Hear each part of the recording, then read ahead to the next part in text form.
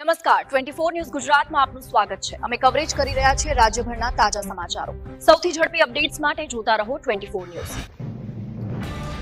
વાવથરા જિલ્લામાં પ્રોહિબિશનના કડક અમલ હેઠળ એસઓજી વાવથરા ટીમે મડાલ ગામની સીમ વિસ્તારમાં સફળ કામગીરી હાથ ધરી હતી, જેમાં જેતડા રોડ પર પેટ્રોલિંગ અને વાહન ચેકિંગ દરમિયાન પોલીસે શંકાસ્પદ ગાડી રોકી તપાસ કરતા મોટી માત્રામાં ભારતીય બનાવટનો વિદેશી દારૂ ઝડપાયો હતો। મળતી માહિતી મુજબ અશોક લેલેન્ડ કંપનીની બડા દોસ્ત ગાડીને ચેક કરતા ગાડીના પાછળના ભાગમાં ખાસ બનાવેલ ચોરખાનામાંથી કુલ 2249 બોટલો મળી આવી હતી અને આ દારૂની કિંમત અંદાજે ₹4,65,494 ગણવામાં આવી રહી છે, જેમાં પોલીસે ગાડી સહિત કુલ ₹10,75,494 નો મુદ્દામાલ કબજે કર્યો છે અને ગાડી ચાલકને ઝડપી પાડ્યા છે। આ ઉપરાંત દારૂનો જથ્થો ભરાવનાર અને મંગાવનાર સહિત કુલ 3 ઇસમો સામે ગુનો નોંધવામાં આવ્યો છે। આ કાર્યવાહી પોલીસ મહાનિરીક્ષક પરીક્ષિતા રાઠોડ તથા જિલ્લા પોલીસ અધિક્ષક ચિંતન તેરૈયાના માર્ગદર્શન હેઠળ એસઓજી પોલીસ